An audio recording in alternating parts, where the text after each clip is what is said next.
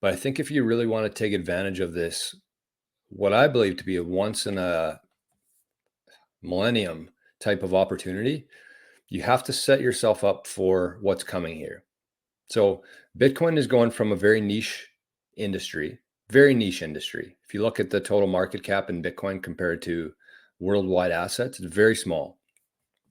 So we're moving from a niche industry into a very mainstream industry. And when that happens, everybody who's associated with Bitcoin, not only owning it, but if you have a business that accepts Bitcoin, if you're earning some sort of Bitcoin on a recurring basis, you're going to be part of that wave. The tide is going to rise all the boats, all the ships are going to rise with it. So ownership is great, but if you can attach yourself to some sort of business or venture or investment fund, anything that is associates with Bitcoin, it's going to rise with it. So if you can get ahead of it now, you're going to be setting yourself for a very good future. So the first thing I want to talk about here is actually the AI stuff. And I think that this is something that's not on a lot of people's radar in terms of Bitcoin stuff. So with AI, I think everybody knows it's going to change things in the world.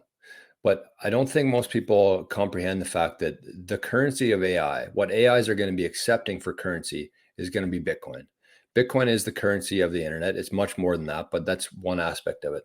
And so these AI bots are going to be accepting Bitcoin, and they're going to be doing jobs for you, for me, for everybody.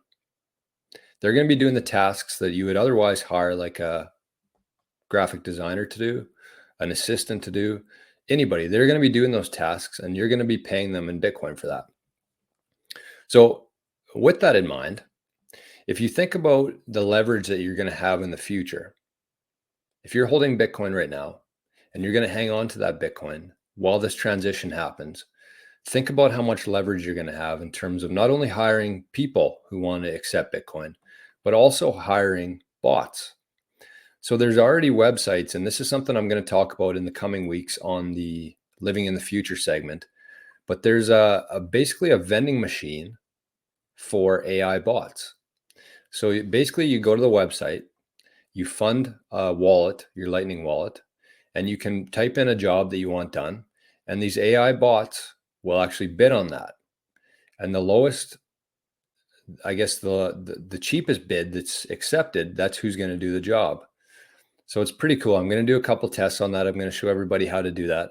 And I think that at this point, it's just fun to be playing around with it and finding ways where it can actually improve your life. So think about that leverage that you're going to hold in the future.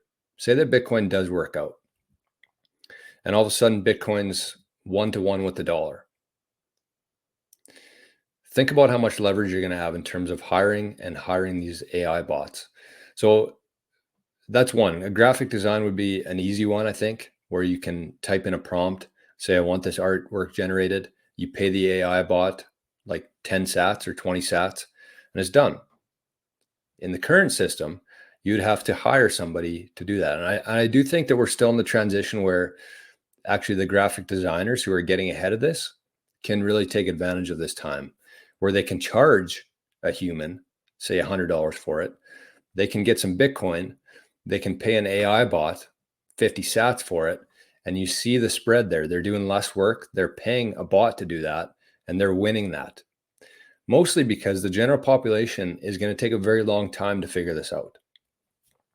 So there is going to be some arbitrage that happens over the coming years where these industries are actually using AI, charging human rates, but using AI and taking advantage of that spread, which is pretty interesting.